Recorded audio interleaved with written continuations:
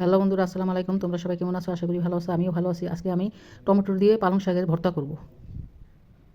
পালং শাকগুলো আমি ঝিরি ঝিরি করে কেটে নিয়েছি, এখন ধুয়ে পরিষ্কার করে নিব। টমেটোগুলো চুলার মধ্যে পুড়িয়ে নিতেছি।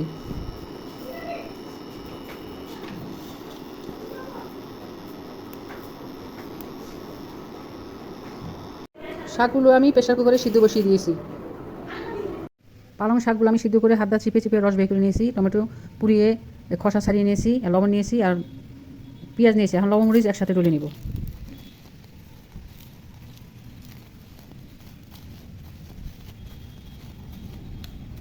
পেঁয়াজটা ডলে নিব।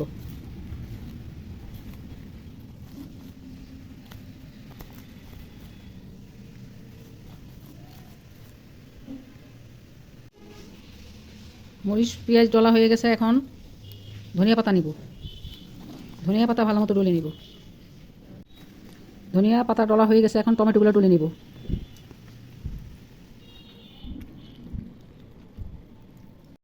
টমেটো ডলা হয়ে গেছে, এখন শাকগুলো মিশিয়ে নিব।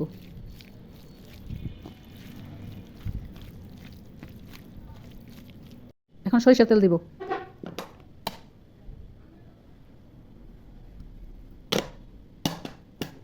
সব কিছু ভালো মতো মেখে নিব।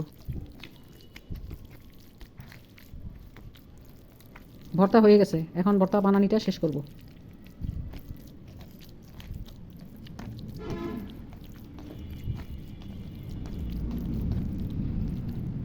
টমেটো দিয়ে পালং শাকের ভর্তা হয়ে গেছে। ভর্তা ভালো লাগলে একটা লাইক দিও। ইউটিউব চ্যানেলটা সাবস্ক্রাইব করে আর ফেসবুক পেজ ফলো করো। কথা হাফেজ, বাই বাই। নতুন কোনো রান্নার রেসিপি নিয়ে আবার আসবো।